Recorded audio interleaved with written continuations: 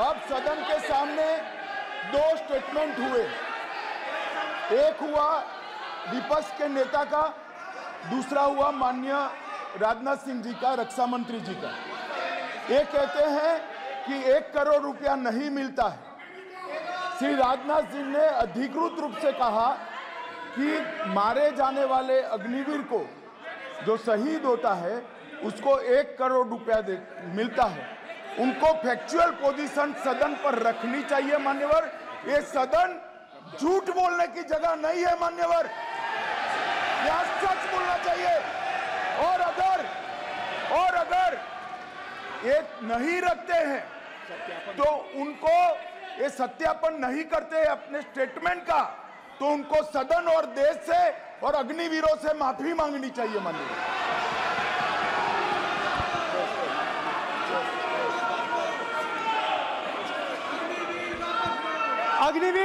अग्निवीर की सच्चाई मैंने फ्लोर ऑफ द हाउस पे रखी है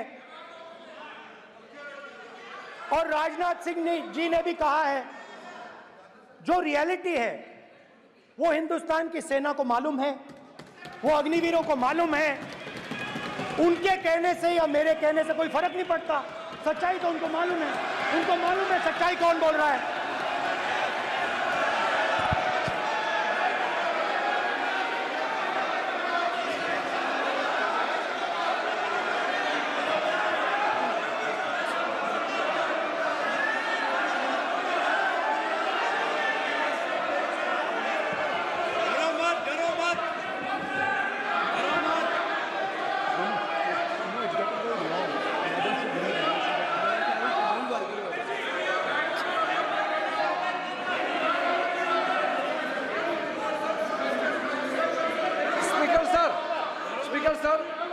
अभी डरो मत।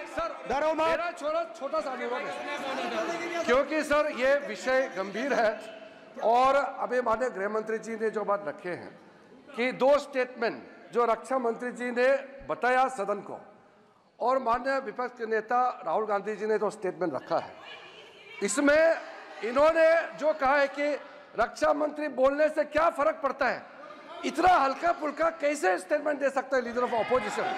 इसलिए सर इन्होंने जो बात रखा है पुष्टि करना चाहिए और हम लोग भी सर नियम के मुताबिक अपना बात रखेंगे सर।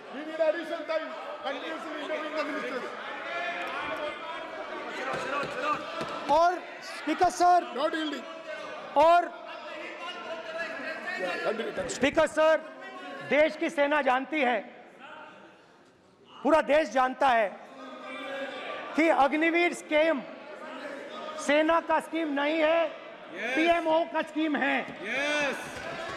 और पूरी सेना जानती है कि स्कीम प्राइम मिनिस्टर का ब्रेन चाइल्ड था, स्कीम सेना का ब्रेन चाइल्ड नहीं था। जैसे नोटबंदी की गई वैसे ही आर्बिट्री तरीके से। अध्यक्ष महोदय, अध्यक्ष महोदय, मैं नेता प्रतिपक्ष से विनम्रतापूर्वक अनुरोध करना चाहता हूं कि कृपया वह सदन को गुमराह करने की कोशिश न करें। अग्निवीर योजना के संबंध में बहुत सारे लोगों से 158 ऑर्गेनाइजेशन के साथ सीधा संवाद स्थापित हुआ है, उनके सुझाव लिए गए हैं, तब यह अग्निवीर योजना लाई गई है और बहुत सोच समझकर यह योजना लाई गई है। और मैं यह भी स्पष्ट कर देना चाहता हूं, इस प्रकार की योजनाएं दुनिया के कई देशों में है, यूएस में है, यूके में है, वहां पर किसी को कोई किसी प्रकार की आपत्ति नहीं है। अब बिना अग्निवीर योजना के बारे में समझे, बिना उस संबंध में कोई पूरी जानकारी हासिल किए इस तरीके से सदन को गुमराह करना, इसे कदापि उचित नहीं ठहराया जा सकता। महोदय, मैं तो आपसे यह अनुरोध करूंगा, इसे सदन की कार्रवाई से बाहर निकाला जाना चाहिए।